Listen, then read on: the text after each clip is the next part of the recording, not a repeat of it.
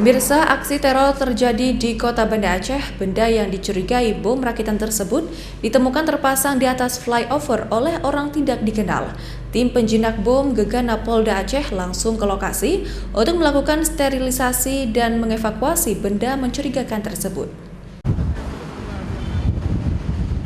Benda yang dicurigai bom ditemukan warga di badan jalan flyover Simpang Surabaya, Kota Banda Aceh. Setelah mendapatkan laporan warga, pihak kepolisian setempat langsung menuju lokasi untuk memasang garis polisi supaya warga tidak mendekat. Benda yang dicurigai bom tersebut berbalut selotip coklat dan terlihat sejumlah kabel berwarna merah dan biru. Satuan tim penjinak bom Gegana Polda Aceh melakukan sterilisasi lokasi ditemukan benda dicurigai bom. Warga yang menyaksikan dilarang mendekat dan benda menyerupai bom diledakkan petugas di lokasi penemuan. Kapolresta Banda Aceh Kombes Pol Trisno Rianto mengatakan, dari hasil penyelidikan awal penemuan benda dicurigai bom tersebut merupakan aksi teror karena bom tersebut sengaja dipasang di flyover.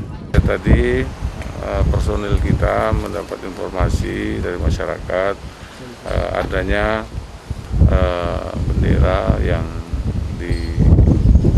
terkait lah di flyover itu ya. Kemudian sekitar pukul 10.40 lah, 10.40 ke TKP, personil kita sudah bisa mengangkat bendera. Rupanya ada pemberatnya. Setelah dilihat pemberatnya itu kan botol aqua yang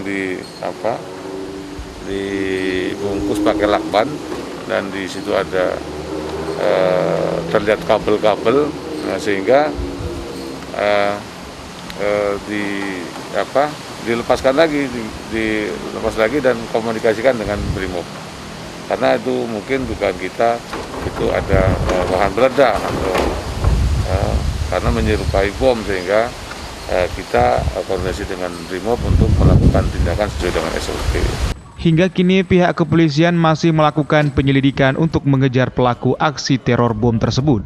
Dari Banda Aceh, Syukri Syarifuddin, iNews melaporkan.